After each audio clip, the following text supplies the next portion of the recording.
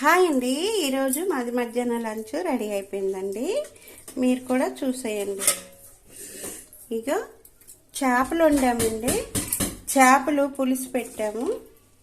ఇగటండి చేపలు పులుసు పెట్టాను. ఇవి గుడ్లు అండి, గుడ్లు ఫ్రై చేశాను. ఇది కలగూర అండి, వంకాయ, శనగలు, టమాటా అండి, కలగూర. ఇది పుదీనా పచ్చడి చేశానండి. ఇది రసం అండి, రసం చేశాను. రసం చాలా బాగుంటుందండి ఇలా వండుకుంటే. లాస్ట్ పాయసం అండి, పాయసం చేశాను.